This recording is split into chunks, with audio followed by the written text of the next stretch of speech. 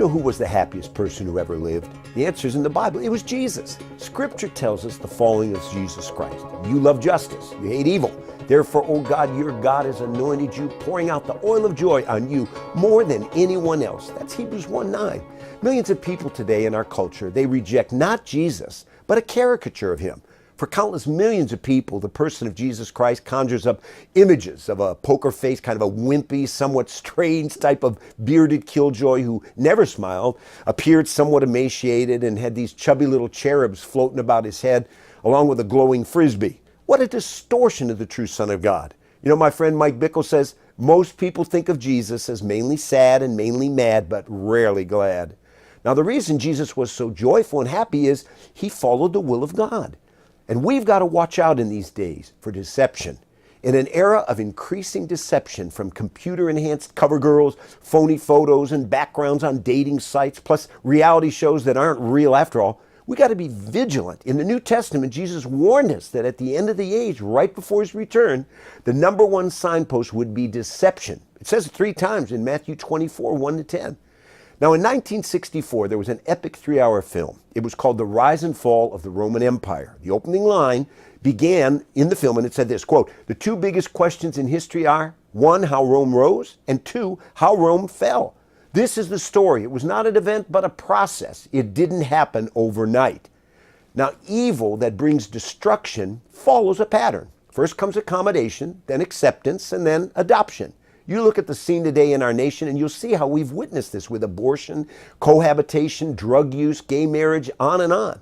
So today we're going to take a crash course in civics since we don't get it in school anymore. We're going to take a look at political parties, how united action increases effectiveness. You know, you get an ox pull a cart, he can pull 1,000 pounds. But if you put 2 together, they can literally pull 5,000. It's amazing, but it's true.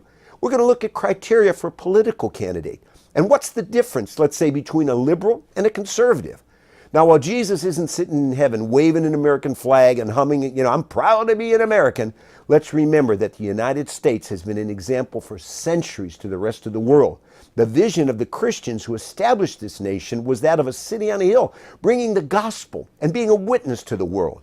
Ronald Reagan, a former president, said, "You and I have a rendezvous with destiny. We're going to preserve for our children this last best hope of man on earth, or we'll sentence them to take the last step into 1,000 years of darkness." Now, our Declaration of Independence was based on Judeo-Christian principles, not guesswork. Secularists want to avoid this reality. They'll distort this through falsehoods, manipulation of historical facts. But you know, the Declaration said nature's God, supreme judge of the world, our divine protector in whom we rely. That's our true history. You know, the Mayflower Compact stated the reason the Pilgrims came to America, quote, for the glory of God and the advancement of the Christian faith. The U.S. Supreme Court building, you know, served as a church every Sunday until the 1850s. One final quote from a visitor I'm going to give you is this. He came to America to learn the secret of our prosperity and well-being as a nation.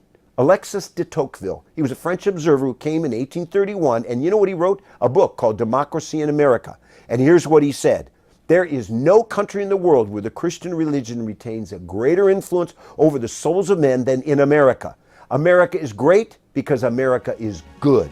If she ever ceases to be good, she will cease to be great.